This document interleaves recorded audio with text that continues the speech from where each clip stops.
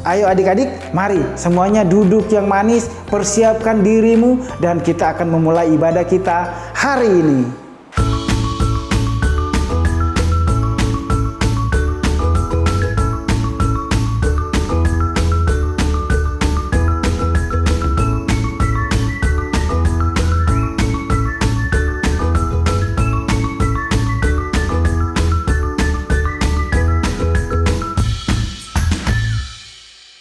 Cerita tentang seekor anjing dan kucing. Apakah kalian tahu perbedaan anjing dan kucing pada saat ekornya naik? Pada saat ekornya naik? Seperti apa itu, Kak? Jika ujung ekor anjing bergerak naik ke atas adik-adik, dia senang sekali dan ingin bermain. Sedangkan kucing, jika ujung ekornya naik ke atas, berarti dia terasa terancam dan akan melakukan penyerangan. Wah, sangat berbeda ya perilaku kedua hewan ini. Nanti kalau si anjing melihat ekor kucing terangkat ke atas, dia pikir diajak bermain. Ternyata dia membuat si kucing terasa diancam. Lalu mereka bisa jadi berkelahi, Kak. Iya benar nih adik-adik, tentu sering dengar jika ada orang yang suka bertengkar disebut seperti anjing dan kucing. Dari cerita Kak Durman tadi, Kak Yefri jadi teringat tentang satu bangsa yang selalu bertengkar seperti anjing dan kucing loh. Bangsa itu adalah bangsa Yahudi dan bangsa Samaria. Tapi sebelum melanjutkan cerita hari ini, yuk berdoa dahulu. Kita lipat tangan kita, tutup mata kita. Bapa yang baik, terima kasih untuk hari ini. Penyertaan Tuhan di dalam hidup kami Tuhan. Dan hari ini Tuhan, kami mau bernyanyi, memuji, memuliakan nama Tuhan. Tuhan Yesus, kami undang Roh Kudus-Mu hadir di saat kami beribadah. Hanya di dalam nama Tuhan Yesus Kristus, adik-adik yang percaya katakan, amin.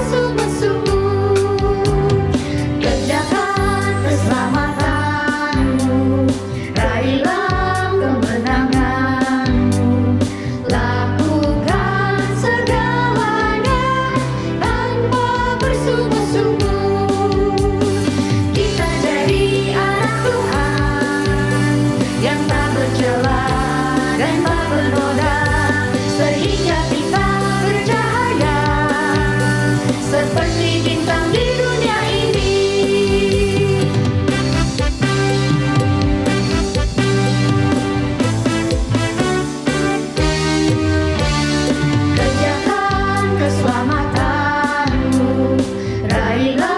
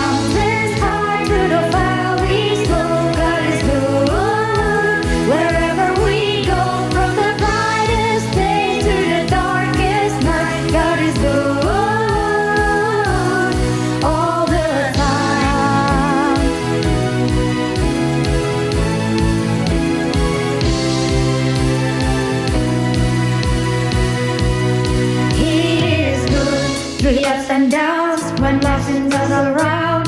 Our God is good. Nothing goes our way, and it's just not our day. Our God is good. Whoa, whoa, God is good. Whoa, whoa.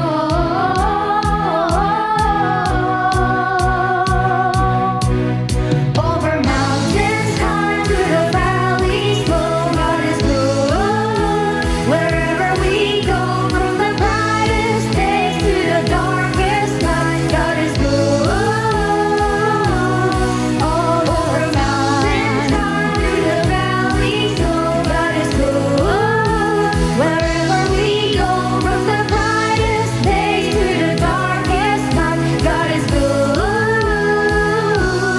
All the time. Whoa, whoa,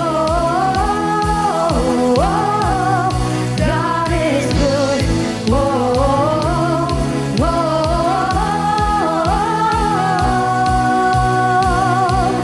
God is good.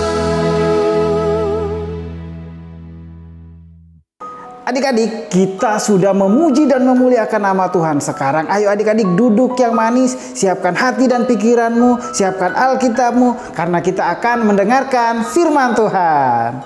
Ketika Tuhan Yesus tinggal di bumi, dia sering menceritakan banyak cerita untuk mengajar kita. Cerita-cerita yang diajarkan disebut perumpamaan. Suatu hari, Tuhan Yesus menceritakan perumpamaan tentang seseorang yang baik hatinya dari tempat yang bernama Samaria ke sekelompok orang-orang Yahudi. Ada seorang ahli Taurat bertanya ke Tuhan Yesus, "Guru, apa yang harus kuperbuat untuk memperoleh hidup yang kekal?" Intinya adik-adik, dia bertanya bagaimana caranya untuk hidup sempurna. Karena orang itu adalah ahli Taurat, dia berpikir dia sudah tahu caranya untuk menjadi manusia yang sempurna, karena dia tahu semua peraturan. Ahli Taurat itu hanya mau tahu apa yang menjadi jawabannya Tuhan Yesus. Tentunya Tuhan Yesus tahu maksud dari ahli Taurat itu apa. Tuhan Yesus pun bertanya, "Apa yang tertulis dalam hukum Taurat?" Ahli Taurat itu menjawab, "Kasihilah Tuhan Allahmu dengan segenap hatimu dan dengan segenap jiwamu dan dengan segenap kekuatanmu dan dengan segenap akal budimu, dan kasihilah sesamamu manusia seperti dirimu sendiri." Dan ahli Taurat bertanya lagi, "Siapakah sesama manusia itu?" Tuhan Yesus menjawabnya dengan satu perumpamaan. Saat dia bertanya, Tuhan Yesus mengetahui pikiran ahli Taurat itu hanya untuk menjebak Tuhan Yesus agar Tuhan Yesus ditangkap. Si ahli Taurat dengan sengaja bertanya tentang mengasihi sesama manusia. Sesama manusia? Maksudnya seperti aku dan teman aku ya, Kak? Ya Ellen, tetapi selain teman, orang yang tidak kamu kenal juga itu adalah sesama manusia bagi Ellen. Tuhan Yesus menjawabnya dengan satu perumpamaan. Ada seorang laki-laki turun dari kota Yerusalem ke Yeriko dan dia diserang beberapa perampok. Perampok itu merampas semua pakaiannya, memukulinya sampai hampir mati, lalu meninggalkannya sendirian di situ. Orang-orang yang mendengar cerita itu adalah orang Yahudi, jadi mereka tahu tempat di mana cerita itu terjadi. Tuhan Yesus melanjutkan ceritanya. Ada seorang imam juga turun melalui jalan yang sama. Ketika dia melihat orang itu, dia menghindar dan melewatinya dari seberang jalan. Padahal seorang imam yang melayani Tuhan seharusnya menolong orang itu, tetapi dia tidak berhenti. Ada lagi seorang dari suku Lewi yang datang lewat jalan itu dan melihat orang itu. Tapi dia pun menghindar dan melewatinya dari seberang jalan. Padahal orang Lewi membantu para imam, jadi harusnya orang Lewi itu menolongnya. Tapi sayangnya dia tidak berhenti juga. Wah, kasihan sekali. Orang Yahudi itu tidak ada yang mau menolong. Ya, betul sekali. Banyak orang yang mengetahui isi Alkitab tetapi tidak melakukan kasih seperti yang diajarkan di dalamnya. Saat ada yang membutuhkan pertolongan, mereka tidak langsung menolong yang adalah perintah Tuhan, karena mereka tidak bermurah hati. Mungkin terkadang kita juga seperti itu adik-adik. Berapa banyak adik-adik yang sudah mendengar cerita ini, tetapi seberapa banyak adik-adik yang tidak langsung memberi pertolongan. Iya Kak, aku juga kemarin tidak meminjamkan buku kepada teman yang duduk di sebelah aku di sekolah. Walaupun dia tidak membawa buku, karena dia tidak sengaja tertinggal bukunya. Kemudian lewatlah seorang Samaria. Seorang Samaria berasal dari kota Samaria yang letaknya dekat dengan Israel di mana orang-orang Yahudi tinggal. Tapi adik-adik, orang Yahudi dan orang Samaria itu bermusuhan. Orang-orang Yahudi yang mendengarkan cerita itu tidak pernah berpikiran bahwa orang Samaria itulah yang akan menolong orang itu. Tuhan Yesus bilang ketika orang Samaria melihat orang itu, ia merasa kasihan kepadanya. Orang Samaria mendekati orang itu dan mengobati luka-lukanya. Orang Samaria itu juga menaikkan orang itu ke atas keledainya, membawanya ke rumah penginapan, dan juga merawatnya di sana. Hari berikutnya, orang Samaria itu memberikan uang kepada pemilik penginapan dan berpesan, "Tolong rawatlah dia. Kalau uang ini kurang, selebihnya akan saya bayar ketika saya datang kembali." Lalu Tuhan Yesus bertanya, "Yang manakah di antara ketiga orang tadi yang merupakan sesama dari korban perampokan itu?" Ahli Taurat itu tidak mau menjawab orang Samaria, tetapi dia mengakui bahwa orang yang berbelas kasihan kepadanya dan menolong dia. Lalu Tuhan Yesus menjawab, "Pergilah dan perbuatlah demikian." Adik-adik, kita harus pergi dan mencintai semua orang, meskipun dengan orang-orang yang tidak kita sukai ataupun orang lain yang ingin kita hindari. Ketika kita menunjukkan kasih, kita patuh sama Tuhan Yesus. Mematuhi Tuhan bukan berarti kita hanya mengikuti perintahnya saja, tapi artinya juga mencintai Dia lebih dari apapun juga dan menunjukkan kasih-Nya Tuhan ke setiap orang yang kita jumpai. Itulah cerita tentang orang Samaria yang baik hati. Seperti itulah adik-adik, orang yang bermurah hati. Wah, sangat mulia ya perbuatan orang Samaria itu. Berarti apa yang dilakukan orang Samaria itu adalah contoh mengasihi sesama manusia dengan cara bermurah hati ya Kak? Iya, dalam Alkitab juga banyak hal yang menceritakan tentang kemurahan hatinya Tuhan Yesus. Dia mau berkorban untuk kita, memberi dirinya disalib, dan juga tidak menuntut balas apapun dari kita adik-adik. Dengan demikian, Tuhan Yesus mengajarkan kita untuk mengasihi Tuhan dan sesama kita manusia. Tuhan Yesus mengajarkan kita untuk mengasihi orang lain. Walaupun orang itu berbeda dengan kita. Walaupun orang itu adalah musuh kita juga. Musuh? Aku masih tidak mengerti Kak. Seperti anjing dan kucing tadi. Mana mungkin mereka bisa baikan saat mereka berdua? Aku punya teman yang sangat menyebalkan. Dulu, dia pernah menertawakan aku pada saat aku jatuh. Aku kesal sekali. Nah, pada saat dia diomeli oleh ibu guru karena tidak bisa menjawab pertanyaan, aku langsung tertawa terbahak-bahak. Karena aku kesal sekali kepada dia. Tuhan Yesus sudah mengasihi kita, bahkan sudah berkorban untuk manusia yang jahat sama Dia, yaitu kita adik-adik. Maka kita pun sebagai anaknya harus mengikuti teladannya Tuhan Yesus dengan mengasihi dan menolong orang lain, baik itu orang yang berbeda dengan kita ataupun dia adalah musuh kita adik-adik. Aduh Kak, aku mau. Tetapi bagaimana aku bisa? Tenang adik-adik, Tuhan mengetahui kalau kita tidak sanggup. Jadi Tuhan memberikan kita pertolongan dengan memberikan Roh Kudus tinggal di dalam kita. Oh iya ya, Roh Kudus menolong aku untuk bisa mengasihi semua orang walaupun mereka membuat aku kesal.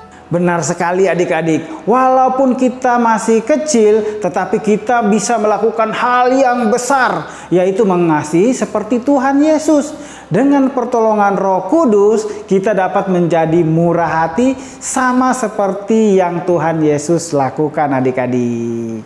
Oh iya ya, Tuhan sudah baik sekali kepada aku. Aku juga mau menolong teman aku itu supaya dia bisa mengerjakan soal yang ibu guru berikan. Adik-adik, kita sudah selesai mendengarkan firman Tuhan.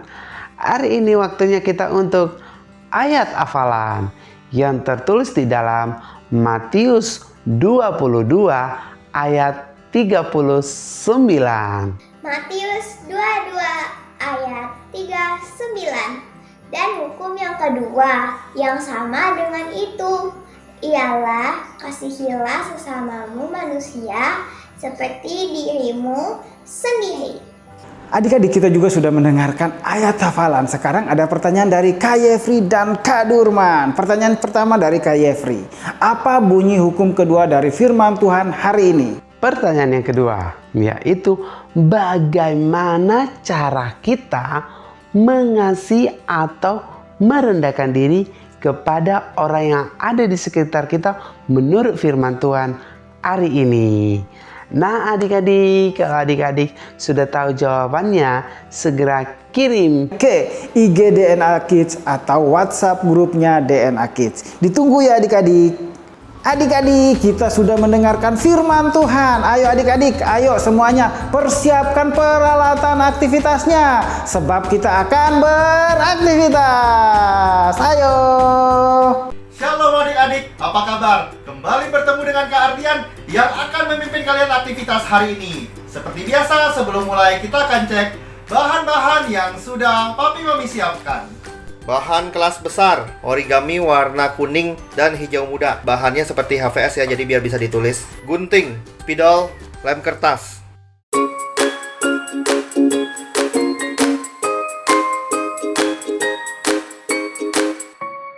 Origami warna kuning jadi 2 bagian, lalu dibuka, lalu lipat lagi ke tengah, dibuka, lipat lagi seperti ini. Ingat lipatnya sesuai garis ya. Sekali lagi buka, lalu lipat kembali, lalu bagian sebelah sini kita buka, lalu dilipat seperti ini. Nah, dibuka bagian yang sudah dilipat ini kita lipat ke tengah, lalu yang sebelah sini juga sama, dilipat ke tengah, dibuka, lalu salah satu dilipat terbalik seperti ini.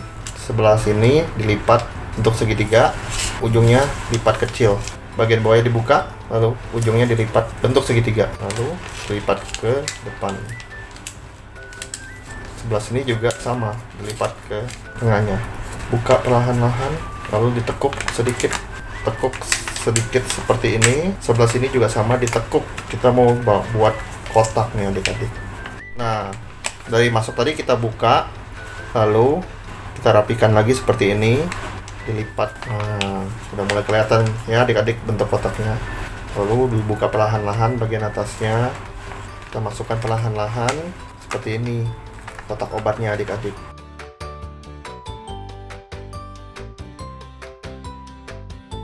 Kita ambil lem, lalu dilem yang ini, sebelah sini juga. Nah, jadi ini dilem. Oke, diamkan sampai kering. Sekarang kita mau gambar muka Aqua adik-adik. Aqua adalah maskot DNA Kid.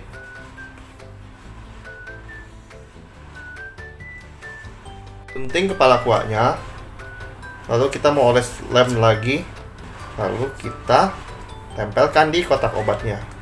Jadi kan, ini adalah kotak obat yang kita buat supaya kita bisa taruh obat di dalamnya dan kita menjadi anak yang murah hati seperti cerita tadi. Jangan lupa fotokan hasil karya kalian dan kirimkan ke nomor WhatsApp di bawah ini. Sekian aktivitas hari ini, kita kembali bertemu minggu depan dengan aktivitas yang lainnya. Sampai jumpa.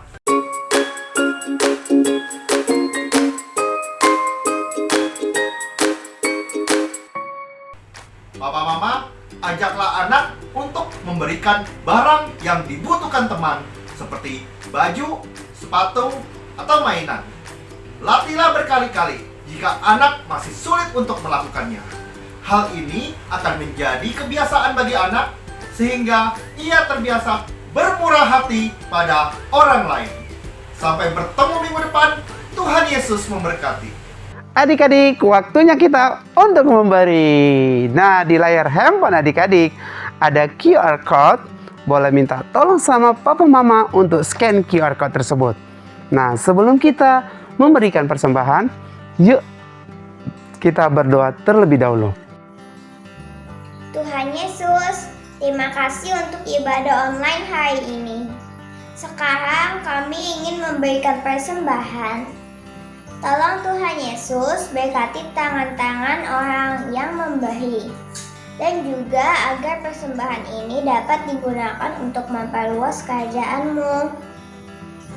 Terima kasih Tuhan Yesus sudah memberkati kami sepanjang minggu ini. Dalam nama Tuhan Yesus, kami ingin berdoa dan mengucap syukur. Haleluya, amin. I'm feeling good, good, good in a crazy way.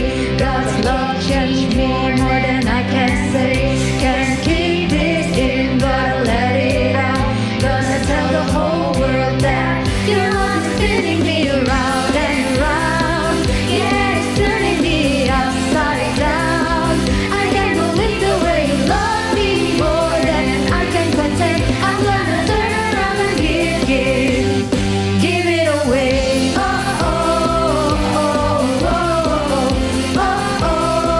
I'm gonna give it away.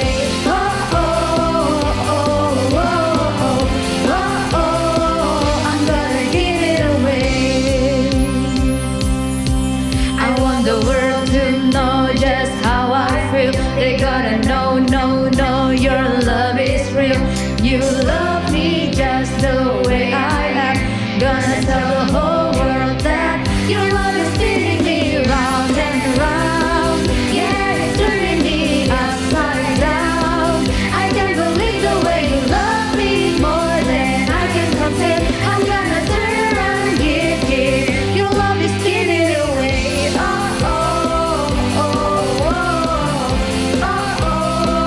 I'm gonna give it away. Your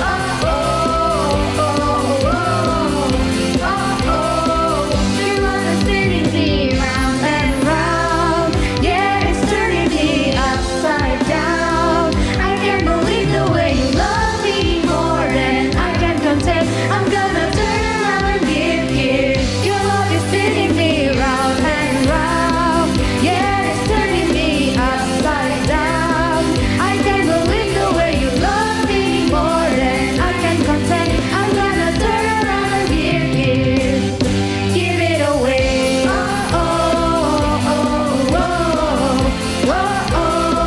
I'm gonna give it away.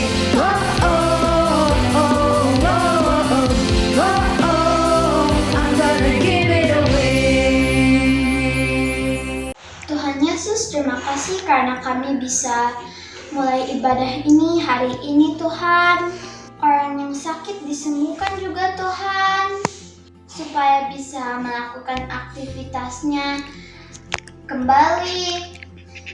Kami berdoa untuk Pak Niko dan Pak Samuel dalam menjalankan visi dan misimu Tuhan. Kami berterima kasih karena kami sudah diberi kemampuan dan menjadi baik Tuhan dan membantu sesama. Kami juga berdoa supaya virus-virus ini yang ada di negeri-negeri ini Tuhan bisa berakhir agar kami semua bisa melakukan aktivitas dengan offline. Di dalam nama Tuhan Yesus kami berdoa dan bersyukur. Amin.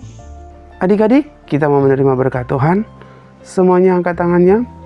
Diberkatilah setiap apa yang adik-adik lakukan. Biarlah damai sejahtera, sukacita yang selalu ada di setiap hati adik-adik.